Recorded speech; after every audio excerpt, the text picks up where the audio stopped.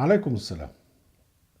أهلا بكم أحبتي في هذه الحلقة 280، وهي عن الغناء.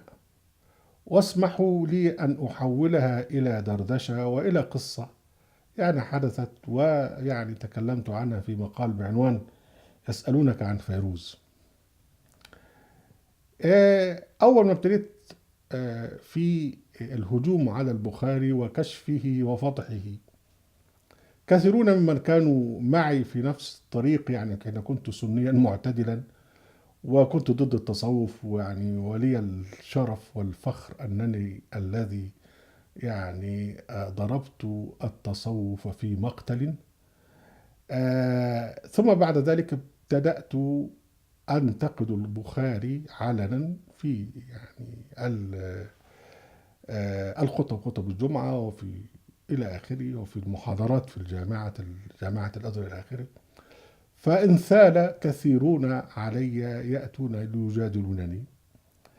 وفي وقت بعد أن تركت جامعة الأزهر واعتكفت في بيتي أكتب، زارني أحدهم، ثائر، ودخل نتكلم بقى باللغة العامية. دخل قال لي: أنت بتهاجم البخاري؟ فمن التجربة من الجدال قلت له هقول له قرآن مفيش فايدة. قلت له: ده البخاري، وافتح واقرا. يفتح يقرا إلى آخره. ففي النهاية لم يجد حجة. هو ساعة ما دخل كنت أنا قاعد فاتح التسجيل على فيروز وبسمع وبشتغل، وأنا في صوت فيروز إلى آخره، وأنا غاوي سماع أغاني، بيحلو لي الشغل، وحولي صوت أم كلثوم، عبد الوهاب، عبد الحليم، شادية، وردة، فيروز إلى آخره.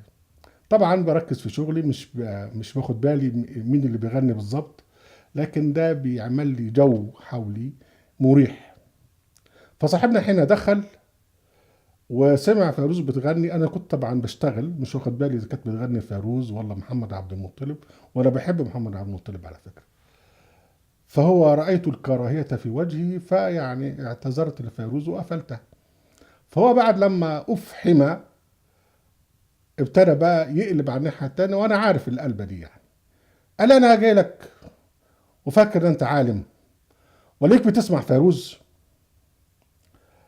انا كنت ياما صحتي حلوه قوي، وكان ممكن ان انا امسكه وارزعه علقه، اعيد صياغته واعمل منه كنبه وقله وكوبايه يعني. لكن هو في بيتي، صحيح اساء ادبه، لكن لا الجا معه الا للحسنى مهما يكون، كما يامر رب العزه جل وعلا، بان نرد السيئه بالاحسن، ادفع بالتي هي احسن. فقلت له بهدوء: هو الاستماع لفيروز حرام؟ قال لي: حرام. قلت له: وايه دليلك؟ هل ربنا سبحانه وتعالى انزل في كتابه: ايها الناس لا تسمعوا فيروز او عبد الحليم حافظ او تينا تشارلز او اي حد؟ قال لي: لا، ده فواحش. قلت له: هي الاستماع الى فيروز فاحشه؟ قال لي: تحضوا على الفاحشه. قلت له: طيب هات لي اغنيه بتذاع فيها حض على الفاحش. هو في طبعا في رقابه على المصنفات، وبتعمل فلتر للاغاني، الحاجات اللي هي وحشه بتحذفها. مفيش حاجه بتذاع الا اذا كانت موافقه للذوق العام. لكن قول لي، لا فرض، لنفرض ان في اغنيه فيها دعوه للفاحشه.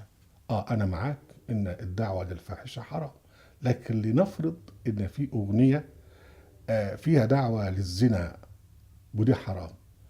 انت عارف ده يقع ايه بالنسبه في التحريم؟ اقول لك انا: الله سبحانه وتعالى يقول: قل إنما حرم ربي الفواحش ما ظهر منها وما بطن. فالفواحش كلها محرمة، لكن هناك فواحش اللي هي سيئات، اللي هي لمم. ربنا سبحانه وتعالى يقول: والذين يجتنبون كبائر الإثم والفواحش وإذا ما غضبوا هم يغفرون. ويقول سبحانه وتعالى والذين وجزي الذين أحسنوا بالحسنى منهم الذين أحسنوا بالحسنى، قال لك الذين يجتنبون كبائر الفواحش كبائر الإثم والفواحش إلا اللمم إن ربك واسع المغفرة. يعني الواحد اللمم ده هو ما يلم به كل إنسان.